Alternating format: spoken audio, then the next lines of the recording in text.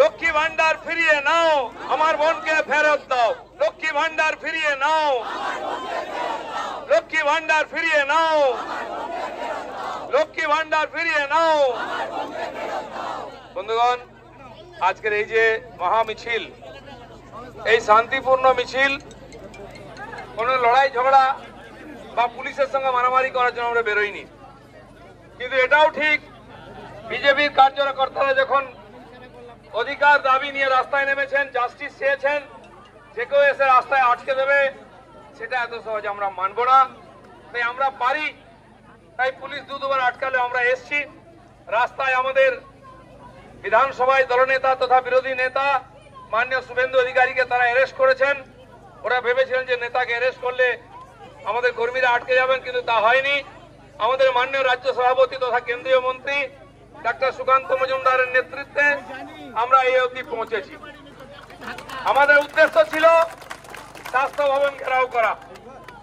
ঘেরাও করার উদ্দেশ্য ভাঙাভাঙি নয়, কিন্তু আমাদের কাজটা আমাদের পুলিশ বন্ধুরা করে দিয়েছেন। তারা পুরো সেক্টর 5 কে ঘেরাও করে দিয়েছেন, সেই জন্য তাদেরকে ধন্যবাদ।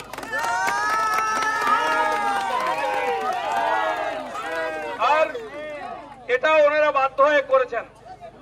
আমরা জানি এই আন্দোলনে পশ্চিমবাংলার 10 কোটি জনতার সমর্থন আছে, নৈতিক সমর্থন আছে, তার মধ্যে পুলিশ কর্মচারীদেরও আছে। তারা মুখে খুলতে পারেন না, বলতে পারেন না, তাদের দিয়ে অনেক অন্যায় কাজ করা হচ্ছে, অপকর্ম। তার মধ্যে বিনীত গোয়েলকে দিয়েও সেই কাজ করানো হয়েছে।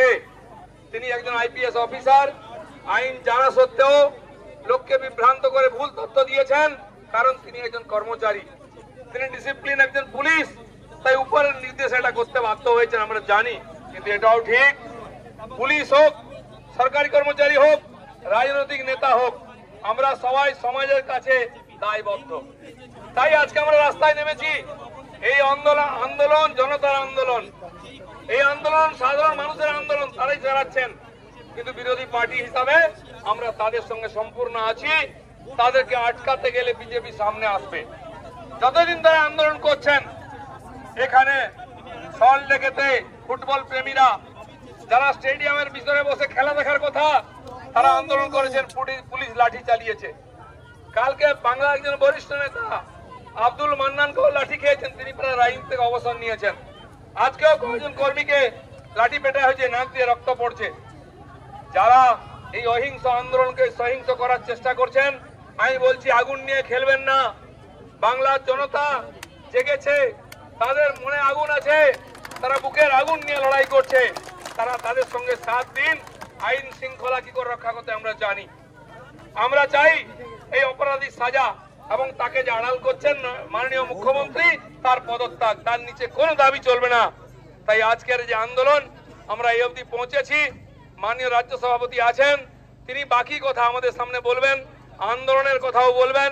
আমি তাকে অনুরোধ করছি তিনি তার বক্তব্য আমাদের সামনে রাখুন।